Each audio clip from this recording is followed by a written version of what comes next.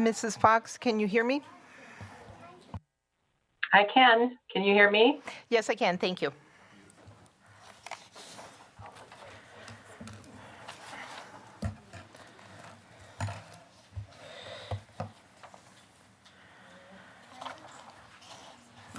Good evening. I am calling to order the regular board meeting of Tuesday, February 3rd. Mrs. Shope, can we get a roll call, please? Yes. Carol Fox. Here? Tom Hankins is not available to be here this evening. Amy Levy. Here. Megan Miller. Present. Brian Nichols. Here. Joanne Rue. Here. And Tia Johnson. Here. All members are present except Tom Hankins. Thank you, Mrs. Shope. I am requesting approval, a motion for approval of the agenda with the removal of items 6A, 6B, 6C, and this is on advice from legal to have these removed in order to ensure compliance with notice procedures. These, everyone has been notified of this, and this will come back at the next meeting. And I would like to request that we switch the orders of 10B and C for consideration of guest time. Board President Johnson, can we also remove item 8D as it didn't pass out of committee? That's coming back. Thank you for bringing that to my attention. Yes, and removal of 8D. So moved.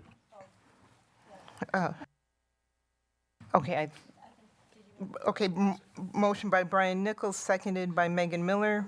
Any discussion? Hearing none. All in favor? Aye. Aye. Aye. Aye. Aye. Any opposed? Motion carries unanimously. Tonight, we have the honor of having Todd Elementary Interim Principal Ursula Etheridge here tonight to introduce students to lead us in the Pledge of Allegiance. Mrs. Etheridge.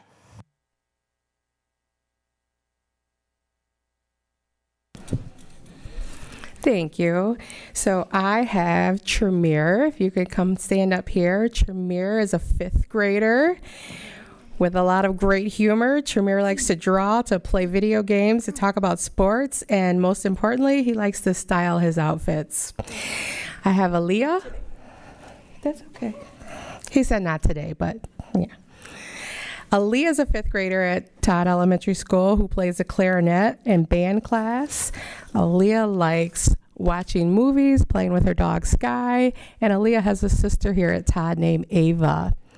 Ava is a kindergartner who likes kitties. She has a cat named Queenie, and she has a pink guitar. Aurelio is a 5th grader who likes music more than people. He likes Sakura trees from Japan. He likes playing Minecraft with friends. He has 2 brothers, 4 sisters, and one of his sisters is here with him, Kylie. Kylie is a 5th grader also who loves McDonald's, eating chicken patties, and the K-pop band Stray Kids. Savannah's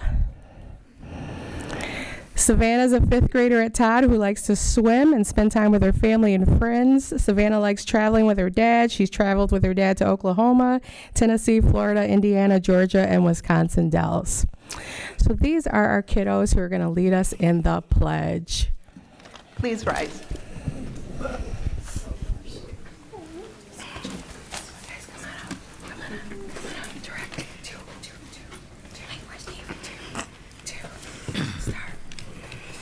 I pledge allegiance to the flag of the United States of America and to the republic for which it stands, one nation, under God, indivisible, with liberty and justice for all. Good job.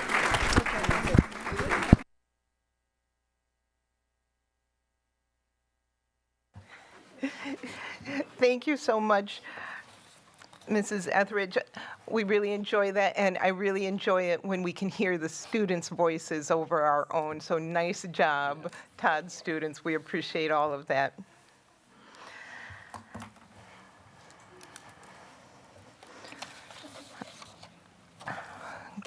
Good evening, and thank you for joining us tonight. We sincerely appreciate your continued interest in and support of the School District of Beloit. Since our last regular board meeting, we had the opportunity to meet with representatives from Open Literacy and Skyrocket Education on Thursday, January 29th. For those who may be interested, a recording of that meeting is available on the School District of Beloit's YouTube channel. We are grateful to Sarah Scott Frank, founder and CEO of Open Literacy, and Michael Sonbert, founder and CEO of Skyrocket Education, for taking the time to share more about their organizations and the services they provide. I would also like to thank Dr. Anderson for taking immediate action to review and update our Immigration Officer Compliance Protocol. Again, I encourage all staff and families to review these procedures related to interactions with immigration enforcement on school and district property. Thank you, Dr. Anderson, for your responsiveness and continued leadership. This week, we recognize School Counselor Appreciation Week. This special observance highlights the tremendous impact our school counselors have through their leadership, advocacy, and collaboration in helping students navigate challenges on their path to educational success. While we hate to brag, we think the School District of Beloit has some of the best counselors around. Please join us in applauding their outstanding work and honoring their invaluable contributions to our district throughout this week. That concludes my report. Thank you. And tonight we have upcoming events and announcements. Did somebody get that? Vice President Nichols. Thank you, Board President Johnson. Good evening. These are the announcements for Tuesday, February the 3rd. As Board President Johnson just announced, this week is National School Counselors Week, so join us in thanking our counselors for all they do for our students, and I think we should give them a round of applause. If any are in the building, whether they're not, hopefully they'll hear it. The Beloit League of Women Voters and the NAACP are hosting 2 candidate forums in the City Council chambers, one for the school board on February the 16th and one for the City Council on February 26th. Both will begin at 6 p.m. The Beloit Education Association, BEA, and Beloit Secretarial Union, BSU, will also host a Beloit School Board Candidate Forum on Tuesday, February 24th at Home New Suites located at 2750 Cranston Road, starting at 4:30. The BMS Theater production of Friendly Feud will be on Friday, February the 13th at 7 p.m. at Beloit Memorial High School Auditorium. Our future board meeting dates include Monday, February the 16th, Policy and Human Resources Committee at 4 p.m. at the Colac Education Center. Tuesday, February the 16th, Business Operations and Finance Committee at 5 p.m., followed by the regular board meeting at 6 p.m. Check out our website at beloitschools.net for continued news and events. This concludes the announcements for tonight. Thank you. Thank you, Vice President Nichols. Next, we have recognitions. Our first recognition tonight is of Greg Wallendahl for induction into the Arts Hall of Fame. Dr. Anderson? Yes, and this is actually, I get a real pleasure for this because earlier in my career I was actually I was in drama. So not only was I an actor, but I also got to produce plays with the students, and that was a lot of fun, so I know how much work goes into this. So it's our honor tonight to recognize Greg Wallendahl, our drama teacher at Beloit Memorial High School for 23 years. He was recently inducted into the United Arts Alliance Rock County Arts Hall of Fame on January 13th, 2026. Mr. Wallendahl has been involved in many organizational projects over the years, including director for the Janesville Performing Art Center's outdoor Shakespeare production, which is hosted on the Rock County Historical Society grounds for over 5 years.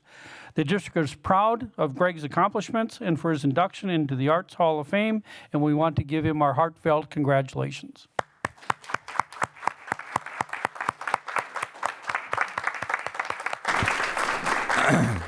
Thank you so much. I really appreciate that. It's been a long 23 years, but it's been a short 23 years.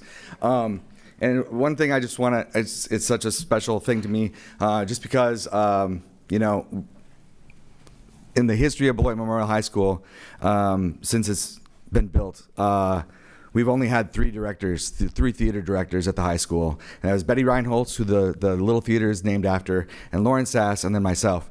And now all three of us have been inducted into this Hall of Fame, and so that's pretty cool. So thank you so much. I appreciate your recognition. And it was so great. It was so great to have Ms. Pels and Mr. Lundeen come to the ceremony. It meant a lot to me. Thank you so much. All right.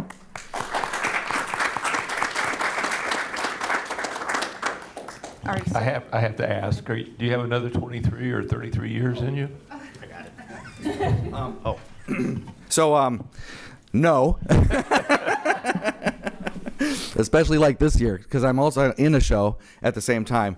I should not make that mistake again. Beloit, just a little quick plug. Beloit Civic Theater is having their winter play is going on right now, and we're in the middle of the 2 weekends, and I'm acting. I'm the lead in that show, while I'm also directing the musical. So this has been kind of an insane year. That said, when I got the contract for Beloit Memorial High School, funny story, Lauren Sass said to me, he goes, Betty Reinholtz taught here for 26 years. I taught here for 26 years. So you just got a 26-year contract. So I think I'm done in 3 years. Just kidding. I'll stick around a longer. But not 23 more. Thank you.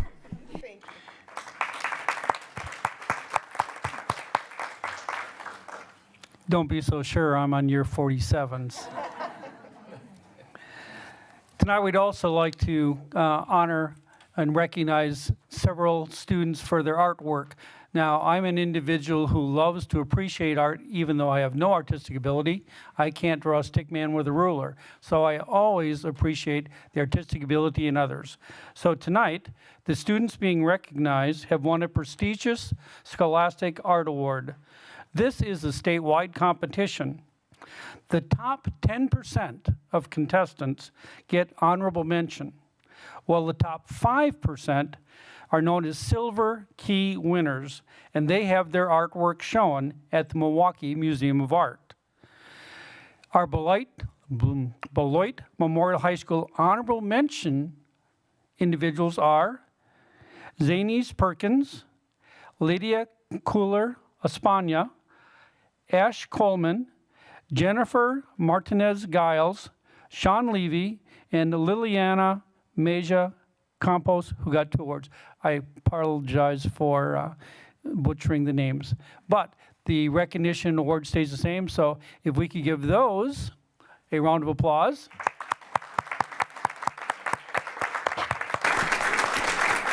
And if the students are here tonight, we have certificates for you. Well, we're not done yet, Okay. because we also had some Silver Key winners whose art is going to be displayed at the Milwaukee Museum of Art, and they were Adriana Ruiz, Isaac George Plummer, and Josh Wolford. So another round of applause for all those. Thank you.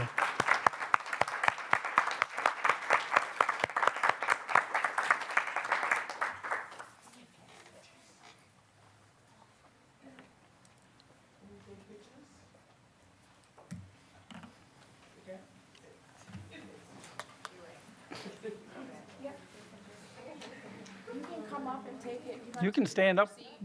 Close-ups.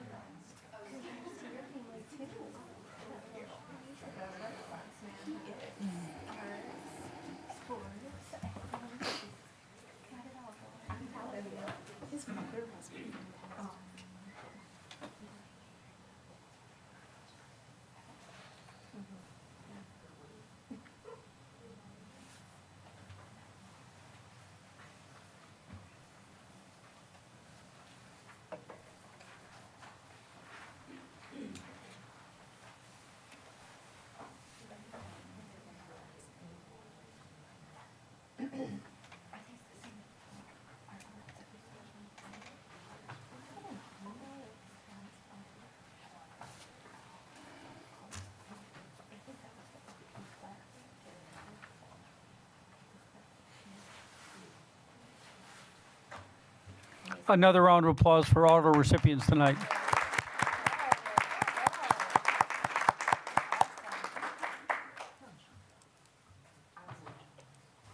Dr. Anderson, could you remind us when our students' art's going to be on display at the Milwaukee Museum of Art? Do we know? I don't have that information. Anybody? Is the 7th? It's the 7th of February. Oh, perfect. All right, thank you. Go check it out. It runs for a longer period. They have a recognition on the 7th, like an award ceremony, and then it's all up there, and then it carries on for some time. So recognition starts on the 7th and then continues. Thank you. Thank you.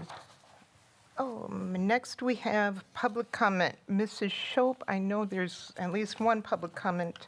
Yes, I have one in the room and one email. Okay, and the one in the room gave me some pamphlets I will pass to the board members.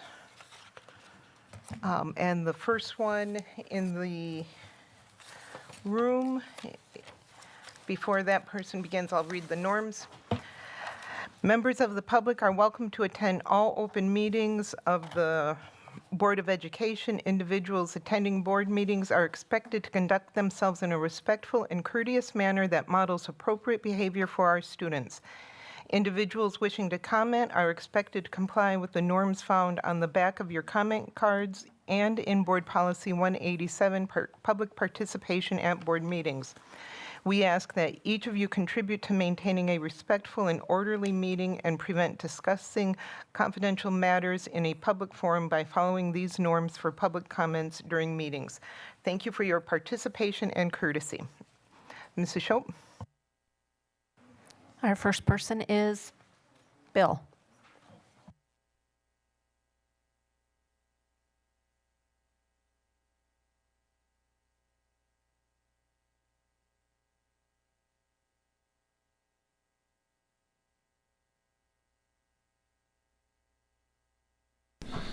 Todd Timber will set the bar pretty high, so as a Gaston Bandit, I'll try to protect the west side. And I also had Mrs. R. and Mr. Sass as teachers, so and she was a guest speaker at our 20-year reunion. So the statute of limitations have run out, so I can go from there. I'm Bill Johnson, a proud lifelong Beloiter and a Purple Knight. I worked for the City of Beloit. Now I work for Community Action part-time. I'm here to ask each board member to support the offering made by the Hendricks Family Foundation. The tutoring component is being offered to increase third grade reading skills, and the staff leadership training piece is offered to help the school succeed. Our kids need this. The problems our district faces are no different than what districts across the country face. Things like difficulties recruiting and training staff, budget problems, student behavior, and academic achievement. But our district seems to be suffering more than others in the state. I brought each of you a packet that you can look at, and it takes information from the website. I've heard that Wisconsin is the worst state in the country when it comes to educating African American students. Here in our district, in the category of meeting expectations and advanced English language art scores, white students had a total of 20%, Hispanic Latino only 11.8, and African Americans only 5.3. That means only 1 out of every 5 African third graders are meeting ELA grade level expectations. This is a terrible thing for the school district of Beloit, and I have to admit it needs to change, and the board needs to see that it changes. Based on this information from the data, the board should waste no time getting Hendricks offer and the planning started. Look at the data I've given to each of you and ask me, tell the community, tell our parents, how can we wait? How can we turn down the gift of this pilot program? We have so many great kids in the school district. I know they would rather learn than misbehave. Please do right by them. Accept a helping hand when it comes extended to you, and thank you for your opportunity to speak, for my opportunity. And if you can't read, you won't succeed. Thank you, Bill. Yes. Mrs. Shope? Who's next? The next one is an email that I have. Oh.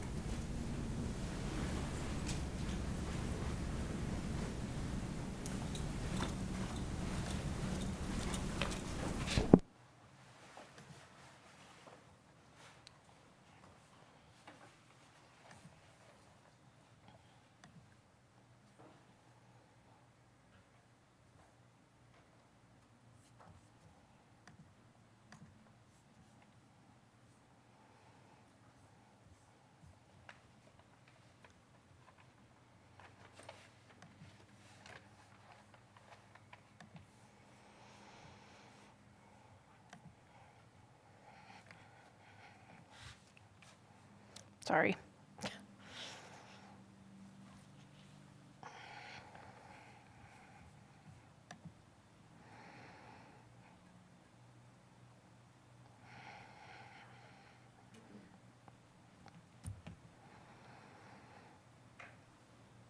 I had it open, but then I had to reboot my computer, so.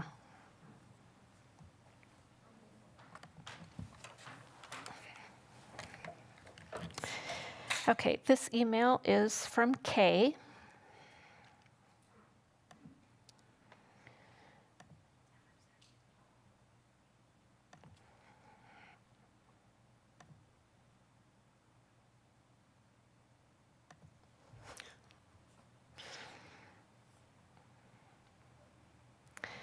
Dear school board members, I am writing as a lifetime Beloiter and former SDB employee to encourage you to accept the very generous $2.5 million gift offered to enhance literacy among our students. This is an incredible opportunity which could have a lasting impact and be a potential prototype program to improve reading outcomes for all students. This decision could strengthen our schools for many years to come. Literacy is the very foundation of opportunity. This gift could give us a sound way to lift all students in our district, where other attempts have only resulted in a continual abysmal performance on statewide reading results. I respectfully, highly encourage the board to unite behind this extraordinary opportunity. Turning down such a gift would risk denying our students the opportunity to reach their full potential. Please vote yes on accepting this gift and put our kids first by showing them you really care about this community's commitment towards striving for educational excellence. To do less is totally unacceptable.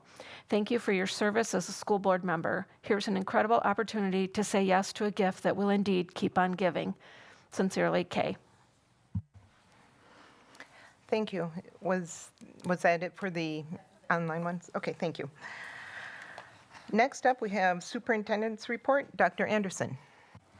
Well, the first thing I'd like to remind everyone is that tomorrow we are being honored with Dr. Jill Utterly, our state superintendent, is visiting our high school in the afternoon to look at our CTE programs. So I know that Ms. Pels has worked hard with her staff to have basically a down-to-the-minute agenda.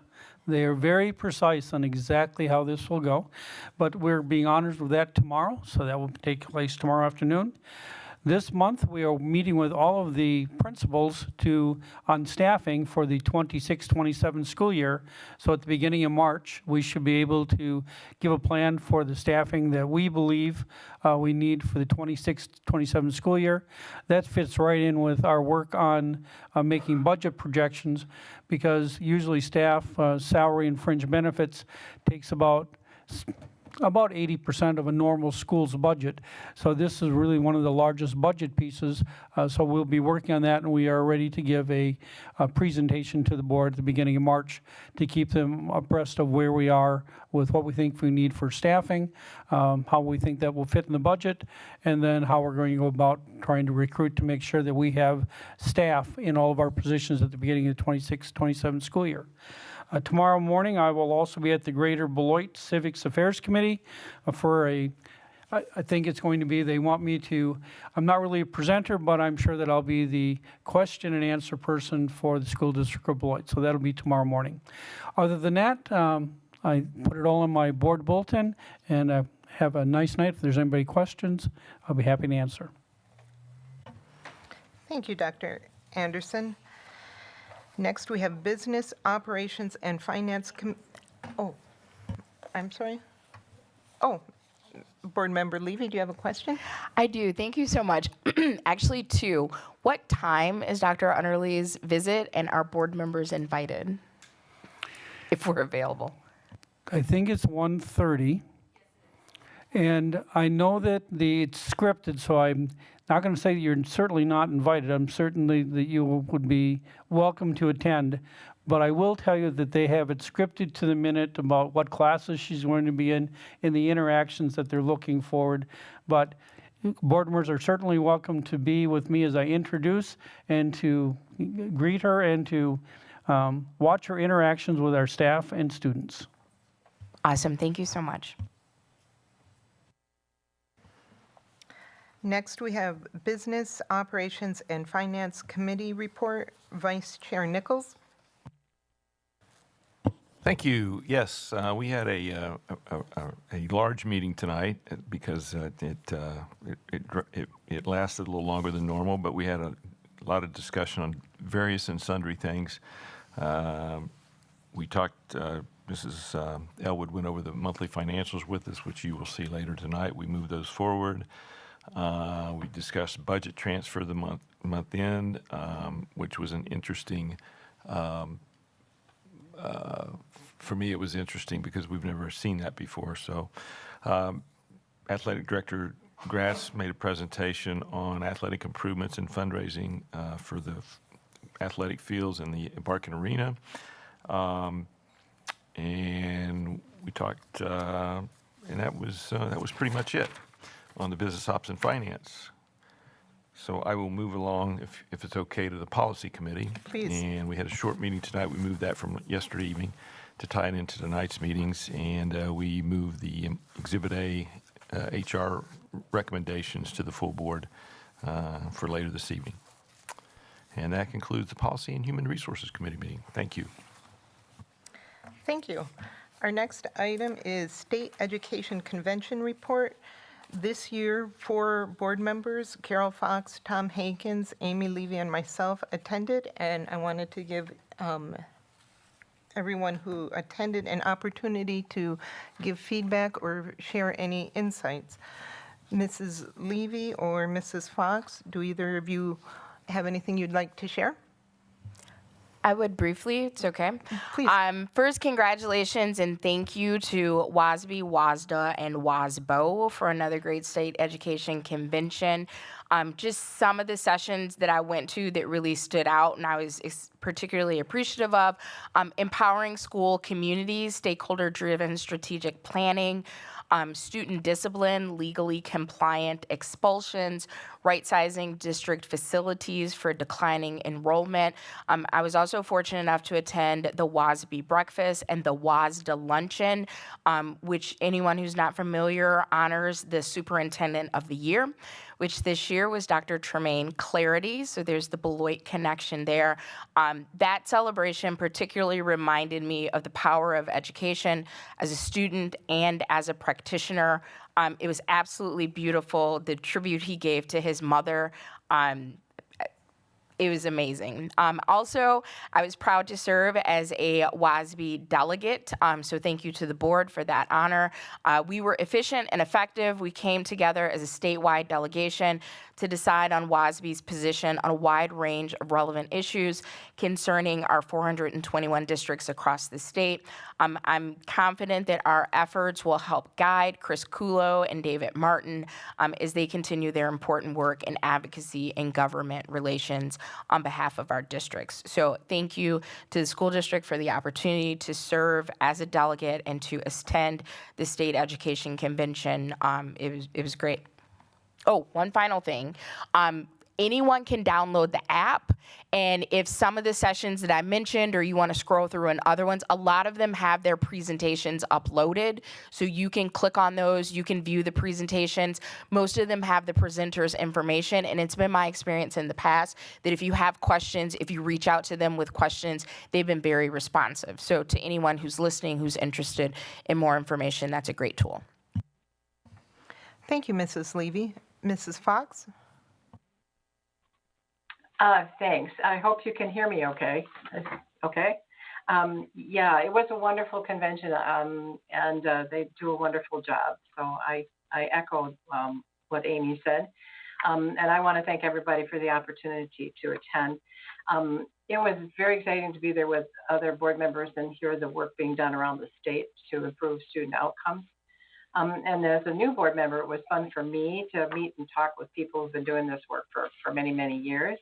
And I talked to some who've been serving on their boards for like 25 to 30 years. So for me in 3 months, it made me feel like the new kid on the block, which is kind of nice to be the youngster again. I started at the Tuesday pre-conference with a presentation on coherent governance and followed that governance thread through the rest of the conference sessions that I attended. I was very interested in this work, and many school districts are using it, and I hope at some point we might explore that in the future. Sun Prairie, Verona, DeForest, and Eau Claire all presented the model on Tuesday. And I talked with some other representatives from other districts like La Crosse and Appleton who are also involved in the work. And I went to the bookstore and I bought the book. So during the presentation about the coherent governance, one of the things that really resonated with me was that these board members are now spending the bulk of their time talking about student achievement and student outcomes, which I thought was a wonderful idea. They also use what they call progress monitoring reports as an evaluation tool for their superintendent, which I also thought might be a tool for that we might want to explore in Beloit. There were some other functional pieces to the model that struck me as useful. All of these boards, for example, in conjunction with an administration, of course, develop a yearly calendar in the spring for the following year, establishing their priorities, and they put deadlines and community outreach events and other kinds of events on the calendar so that it's a flexible tool, of course, but it's laid out so that everybody can see. They also either have no committees or fewer committees, and they do a whole lot more with workshop style board meetings. And I think that might be something that we might want to explore as well. Another district used what they call screencasts, which was pre-recorded videos for board presentations, which I thought was so that you can view the presentations ahead of time and you spend the board meeting discussing the issues and going deeper into what needed to be discussed.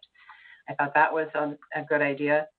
And then also board members were assigned as liaisons to their buildings. So each board member had 1, 2, maybe 3, depending on the size of the district, buildings that they were sort of the link to during a year. They rotated it out every year.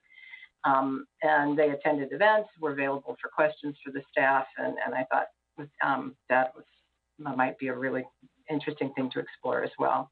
So I'm hoping at some point that we can move forward with, studying this or some other things and work on improving ourselves as well. We are wanting the schools to improve and the district to improve. So we need to set ourselves up as a model of working for improvement for ourselves. So again, I thank you for allowing me to attend the conference. It was no surprise. I get excited about things that I learn, and so I want to pursue them. So thank you very much. And I'm sorry I can't be there today. I'm a little under the weather, so I'll be there next time. Thank you.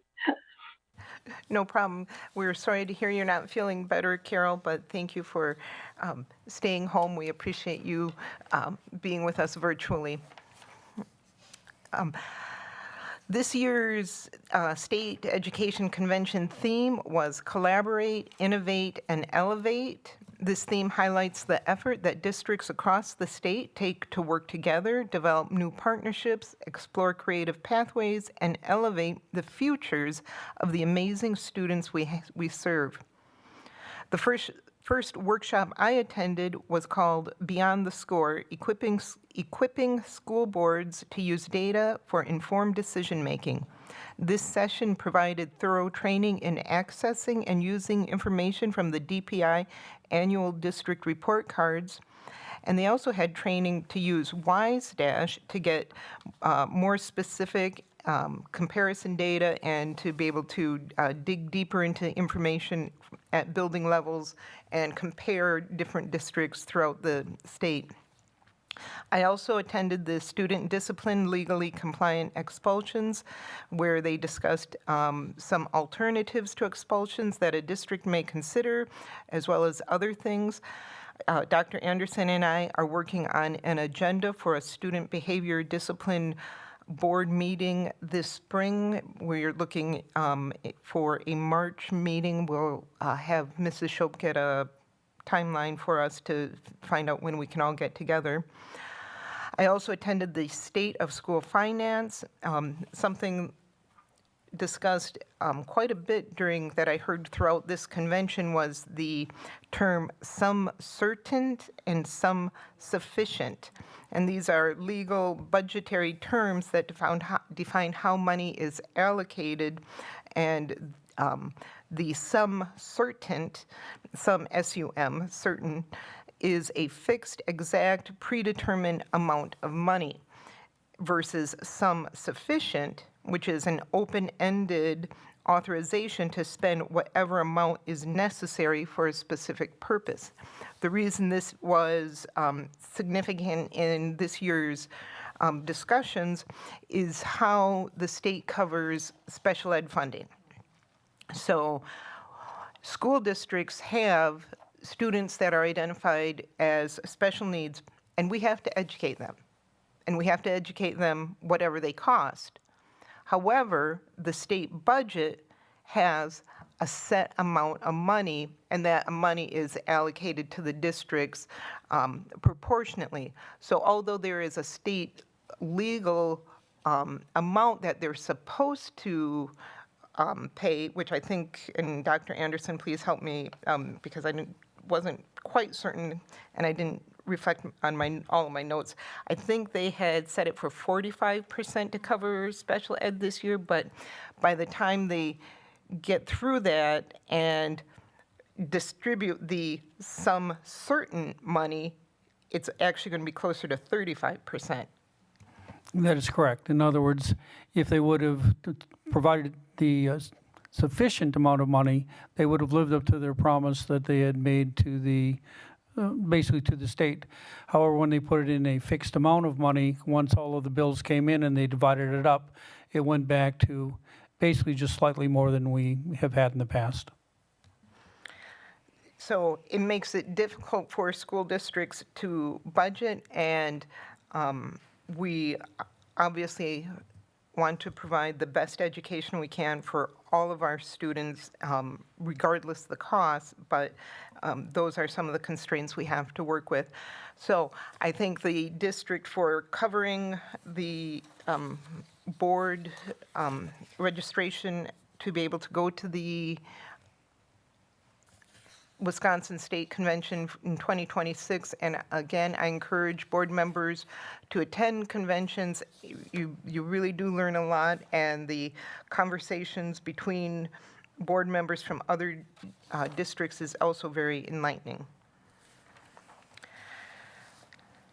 Our next item tonight is we're at item 7A, a special board meeting date selection. The purpose of this is the Board of Education will need to determine a date for a special board meeting to interview the finalists for the Assistant Superintendent of Curriculum and Instruction position. Likewise, a board member has requested one more special meeting item regarding the Hendricks Family Foundation offer. And I would like to ask Dr. Anderson if he thinks maybe we could combine these into one night or one meeting or something. Dr. Anderson? Well, I know how hard it is to get everyone together. I think that the interview portion of that meeting, you should look at 2 hours. It might be, you can do that maybe a little bit less, but at least a minimum of an hour and a half. How long you would like to have for the discussion on the proposal by the Hendrickson Foundation. If you're looking at like an hour and you wanted to go to 2.5 to 3 hours, and you wanted to start at, depending, 5 or 6, then I think you could do them in both in one night. It depends on how much time you think you might spend on the Hendrickson proposal. Like I said, I think the interviews, an hour and a half, 2 hours at the most. Okay. Do you have a recommended date that you are looking at for the interviews? I mean, I would like to do it as soon as possible. I will make myself available for basically any night or Saturday, if that's what your choice is, that you would do it. I know your schedules are all busy, so I don't know what date might work, but I will. But I know that the sooner that we can do this, the sooner I mean, if we could have a recommendation ready for the next board meeting, that would be great in my estimation. Thank you. Board Member Miller. Thank you so much. I have a question and a comment about the first item that you mentioned about the selection for interviews. My question first, and then is it okay if I ask question? If I ask question, then follow up. Okay, I just don't want to overstep my time here.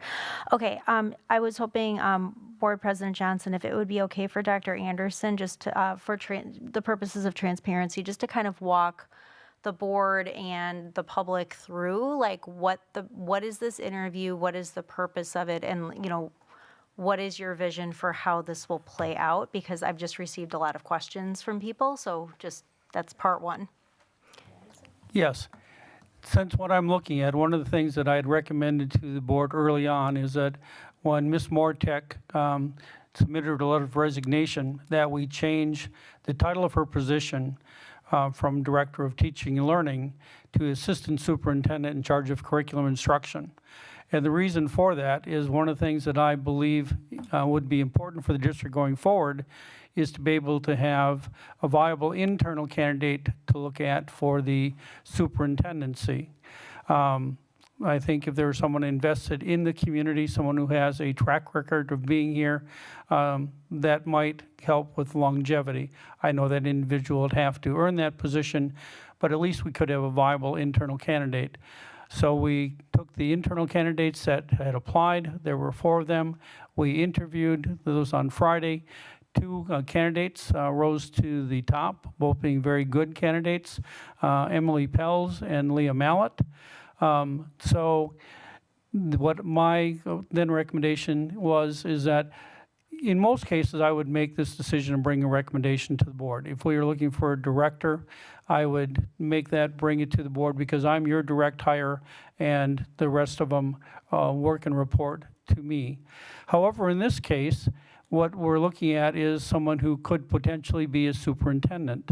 And I think it's very important that if the individual selected is going to,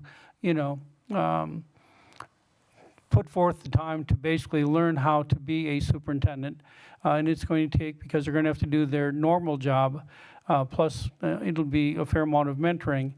I wanted the board, since they will eventually hire the next superintendent, that they would have input into which of these 2 candidates. So that candidate going into the position would know that at least for the current board as it sits, they would have the support of the board members who voted on that to recognize that this candidate could be a viable candidate for the superintendency in the future.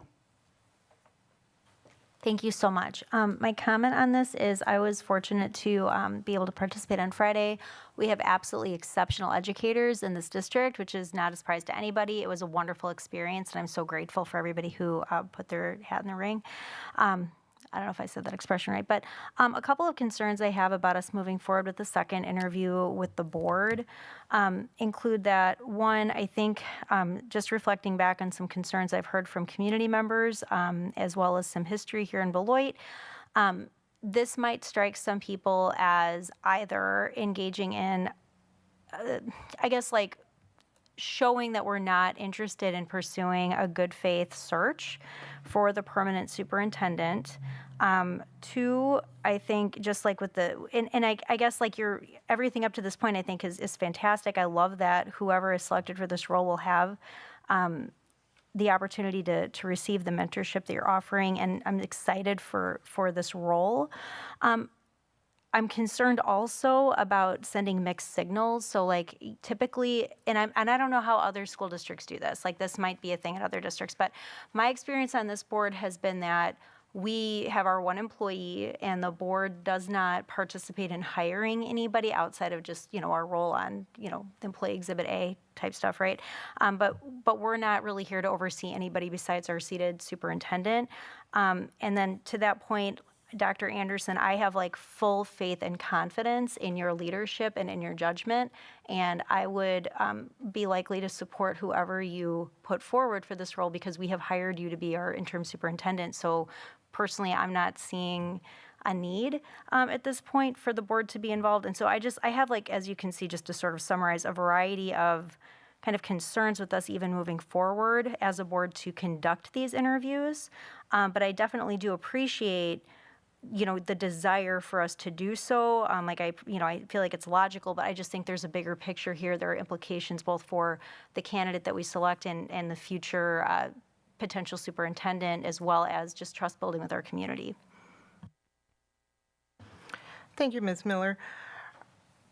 Dr. Anderson reached out to me after the first round of interviews and requested for the board to do a second round of interviews. This was not the original plan to do a second round of interviews. And I understand his desire to have this come to the board to do an interview, to give all board members, give feedback on who ultimately it will be his recommendation, but because not all board members were there, and as he eventually transitions out of the district, he knows whoever is selected for this position hopefully will be with the district a long time, either as the curriculum instruction executive director, assistant superintendent, or if they do get moved on to the position of superintendent, a search will be done, and that has been discussed and shared with the community. So if community members are concerned with that, they're free to contact us and let us know, but a search will be done. This is not skirting that opportunity. And ultimately, I'm sure there probably are concerns from community members. There are concerns from community members on everything we do, and we appreciate that, and we enjoy hearing from them, but we need to make a decision. This board did approve changing that position, and as a board and our collective commitments, we agree to support that, and I fully support Dr. Anderson in this, and which is why we have it on tonight's agenda. Mrs. Levy? Thank you. Just a couple things I just want to make sure that we're thinking through. The first, since the board has one employee, I would like to know if there are any potential legal implications with the entire board interviewing a candidate that is not our employee. So if we could get feedback, not tonight, but from legal on that, that would be really helpful. And then here is my concern. It seems like we have two great candidates, and if we didn't participate in board interviews and either of them came on employee recs, I would have no reason. So this is how I treat employee recs. If it's coming from our administration, I trust the professionals that we hired, and unless I have specific information or experience to be opposed to that, then I want to support what the recommendation is. With that as context, here's my concern. I wouldn't have a problem supporting either candidate. But if the board gets pulled in on interviews, let's say interviews, I'm going to have a preference, so that just makes it complicated, and I don't know if the juice is worth the squeeze, and I don't want to give anyone false hope, for lack of a better term, that because we gave you a nod for this position, that you may have an edge or an advantage when we go to fill the full-time superintendent. I just don't know that that's the case because we haven't looked at the pool. First, but I will check with legal, but I am 100% certain that there is no issue with you doing the interviews. You have to remember, what I am looking at in this position is training a potential next superintendent for the school district of Beloit. To mentor that individual so that they would be prepared when I leave. It doesn't mean that you're hiring that this person would be the next superintendent. It simply means that this person is going to be trained so that they would be able to take over that position when I leave and when you look at your process. I fully expect that this individual is going to compete in whatever hiring process the board comes up with. What I do not want to do is I do not want to make a selection, go through a great deal of time in training someone with the hopes of being a superintendent, and then having it at the end, well, we didn't have enough input. That was really Dr. Anderson's decision. We made a different decision because this person is going to put in a great deal of work. Now, they are still going to have to rise to be the best candidate in the pool that you have, but I think it's important that the candidate that I will prepare to be the potential superintendent, that could be the potential superintendent for this district, knows that they would have the support of at least a majority of the current board. And may I just do one follow-up? Is that okay? Certainly. I would, and this is just me, one of 7, I would be much more comfortable if the vision is you training this person to be a superintendent in the future. I don't think it's fair, and just one of 7, to put the expectation that I'm training you to be the next superintendent of the school district of Beloit. And again, just because we vote to approve someone for this position does not mean that vote is transferable to be the superintendent of the school district of Beloit. And that just seems like that's very murky in this conversation, which makes me uncomfortable. Thank you. And Mrs. Levy, thank you. The intention is not that this is a given that this person will be the next superintendent. Just as I had mentioned earlier, there will be a search, and if this person decides they would like to apply for the superintendent position when it becomes open, then that person has the opportunity to apply just as everyone else. Megan Miller, you've got your hand up? I do, thank you. Just a brief follow-up. First, and I just want to iterate this to Dr. Anderson. I realize that I raised some questions that are critical of the process.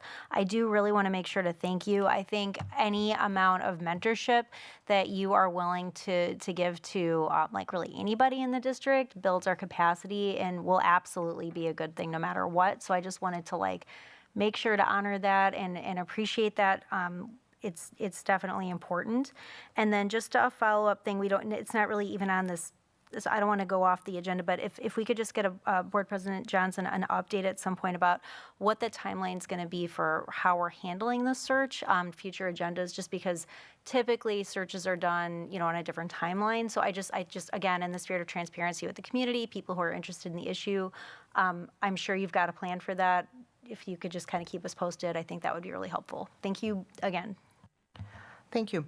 Mrs. Shope, tomorrow, can you contact or will you contact all 7 board members to try to firm up a date when we can all be available?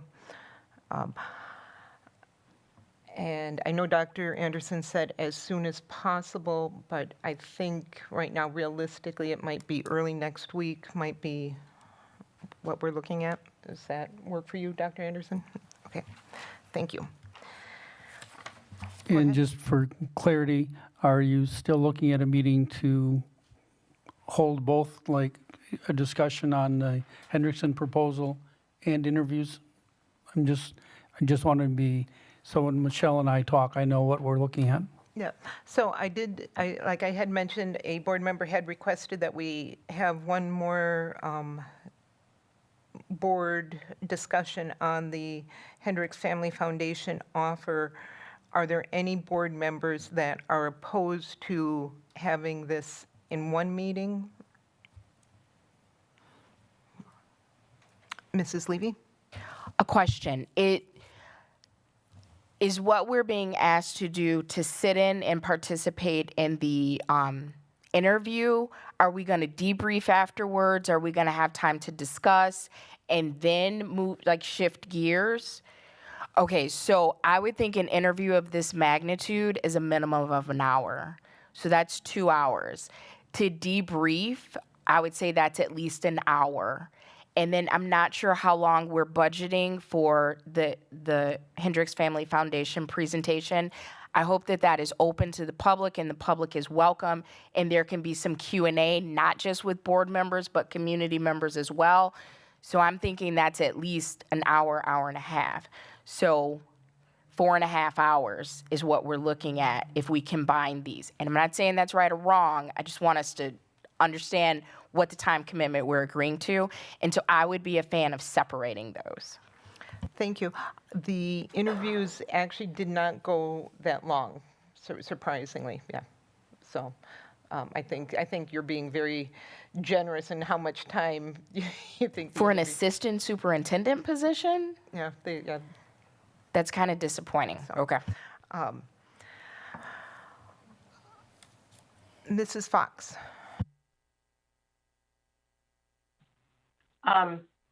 Yeah, I was the one that, I'm looking for more of a sort of a workshop discussion meeting with the board about the foundation proposal, just so we can, really sit down and discuss it together.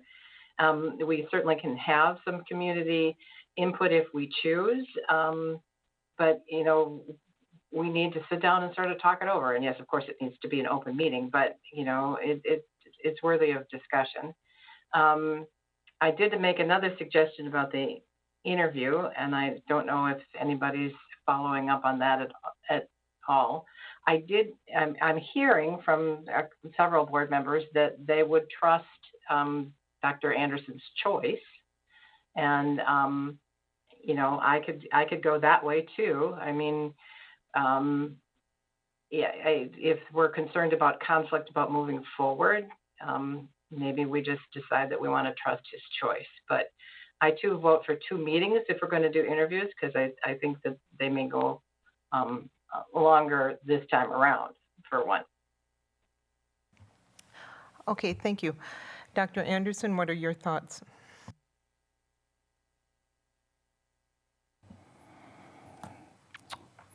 Well, obviously, if I think that you're going to be there for 4 to 5 hours for a meeting, I would say divide it into 2.